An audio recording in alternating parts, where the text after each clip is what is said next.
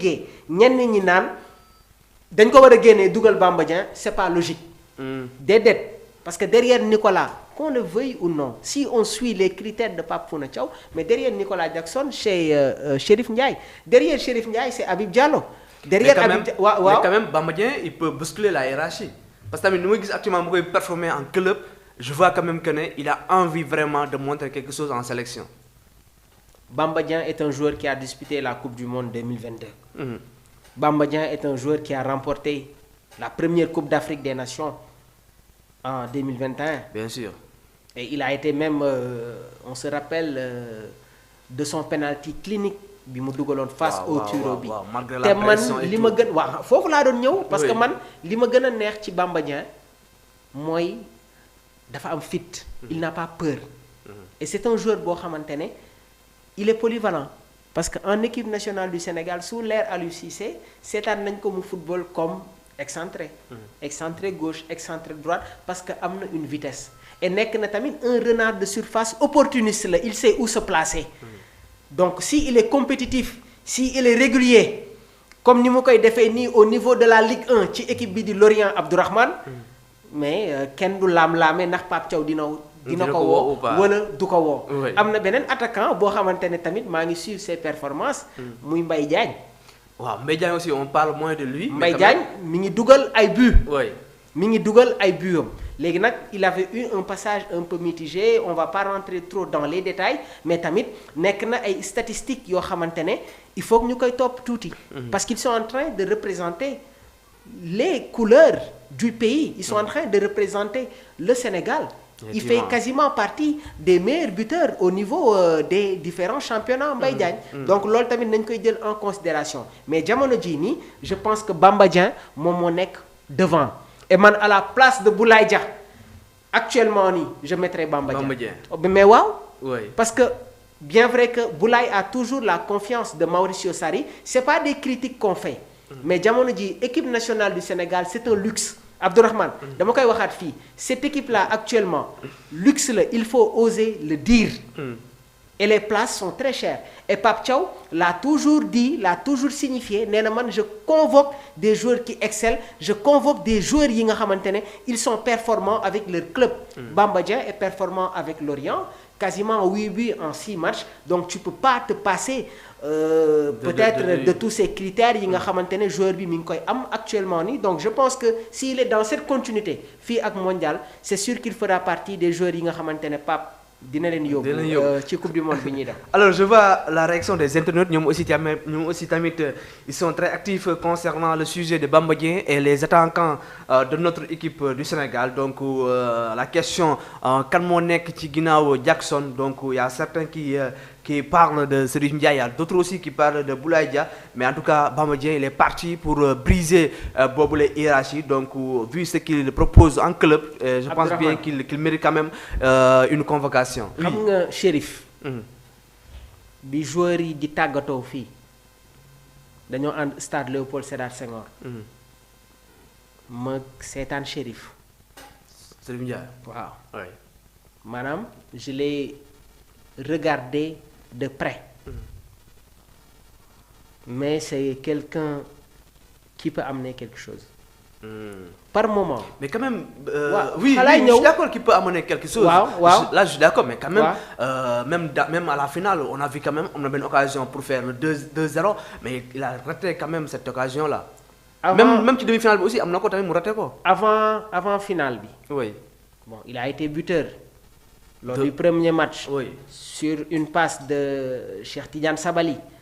am na match boo xamante ne bi muy dugal penalty bon est-ce que Ibrahima moo ko waroon tirer Habib dafa raté occasion dafa raté occasion racheté moo tax mu bëgg final bi tamit dafa raté waat occasion mais bu ñu fàtte ne que Chérif daaw laataa muy ñëw dans le championnat turc dafa nekkoon au niveau du Crvena Zvezda Étoile Rouge Belgrade équipe boo xamante ne chaque année dañuy jouer la Ligue des Champions. Chérif faisait partie des meilleurs buteurs.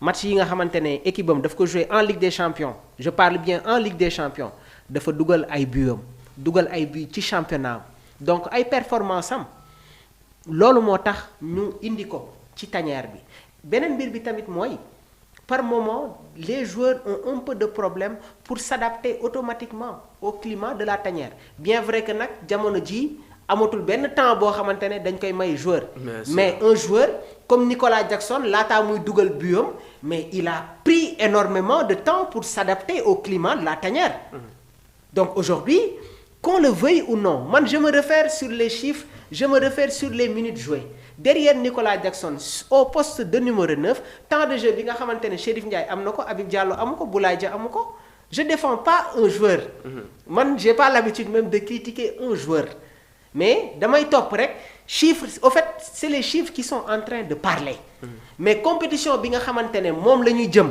dafa nekk compétition boo xamante ne dafa bëri ay détails waaw bi ñuy jouer contre Angleterre lors de la coupe du monde 2022 dama leen wax ne que gars yi naan non Angleterre moom moo ñu mën ma ne leen déedéet football dafa bëri détail si le Sénégal réussit à contenir les assauts des Three Lions ba à la 20e minute dinañu am moment boo xamante ne dinañu le cours du match avant Angleterre di dugal on se rappelle du face à face bi nga xamante ne Boulaye Dia amoon na ko face à Jordan Pickford mais bal yooyu soo ko dugalee da ngay changer le cours du match léegi nag ni ma ko waxee ci Nicolas Jackson 5 ne xam nañu son apport waaye nag numéro 9 la et un attaquant c'est quelqu'un qui doit marquer des buts waaye tamit Nicolas daf ñu indil beneen registre même si je marque pas je suis capable de faire marquer de faire jouer l'équipe et loolu c'est une valeur ajoutée pour l'équipe mais Nicolas profilam registre am wute na ak yeneen attaquant yi nga xamante ne ñoom ñoo nekk ci ginnaaw muy Boulaye Dia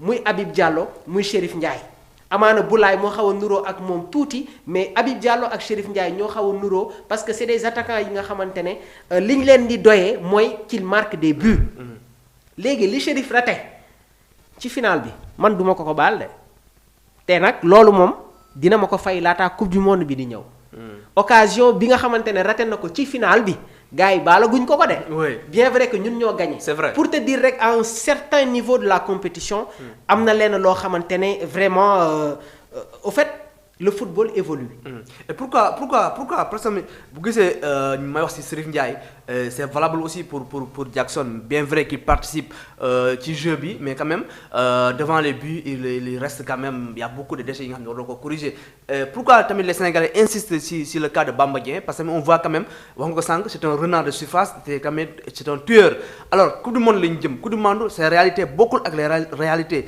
de la coupe d'Afrique foofu da ngay football ak France ak Norvège Angleterre ak d'autres équipes yi nga xam ne tamit duñu la ko baal quand même on ne peut pas aller avec des attaquants quand même yi nga xam ne tamit pour dugal benn bi il leur faut quand même 4 wala 5 occasions. Abdourahmane. Oui. On va se retrouver avec des attaquants qui sont très cliniques devant les buts ñoom Kylian Mbappé. Ouais. ñoom Julián Álvarez ñoom Lautaro Martinez ñoom Erling Haaland ñoom Sorloth. Ah oui ñoom Matheus Cunha ñoom João Pedro gis nga attaquant yooyu demi occasion dañ koy dugal. Ah bien sûr. moo tax ma ne la.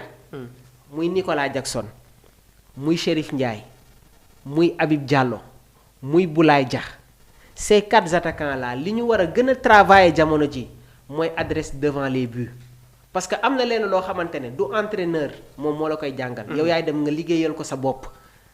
je précise bien. Abdourahmane am na lenn loo xamante ne du entraîneur moo koy def ci yow mais yow mii di professionnel bi yow mi nga xamante ne dañ lay fay ay milliards yow yaay dem nga liggéey ko mais li ma d'accordul mooy diw xamul dara su xamul woon dara en fait non su xamul woon dara kenn du ko convoqué ça c'est vrai est-ce que yaa ngi ko bokk man moom c'est ça ma philosophie mais j'ai bien précisé ne li mu raté final bi moom Chérif vraiment man loolu da nga ma koy fay je ne te le pardonne pas te am na ñenn ñoo xamante ne tamit amaana ñi ngi ñuy seetaan ils ont compris exactement fan laay waxee mais dafa nekk compétition boo xamante ne Pape Thiaw état d'âme bi mu amoon bi muy convoquer les joueurs qui ont eu à faire le déplacement au Maroc ça va pas être la même chose su ñuy dem coupe du monde et il peut y avoir des changements Abdourahmane bien vrai que du bëri mais attention peut-être qu'il n'y aura pas trop de changements au niveau de la défense au niveau du milieu de terrain parce qu'il y a déjà des certitudes mais jamono ji soo gisee débat bi intéressé internautes yi mooy nag le problème de l'équipe nationale du Sénégal bien vrai que remporté nañu la Coupe d'Afrique des Nations mais nag war nañu gën a travailler li nga xamante ne moom mooy le réalisme. waaw te loolu Pape Thiaw wax na ko. Sadio Mané évoqué na ko. Idrissa Gana Gueye wax na ko. Le problème de l'équipe nationale du Sénégal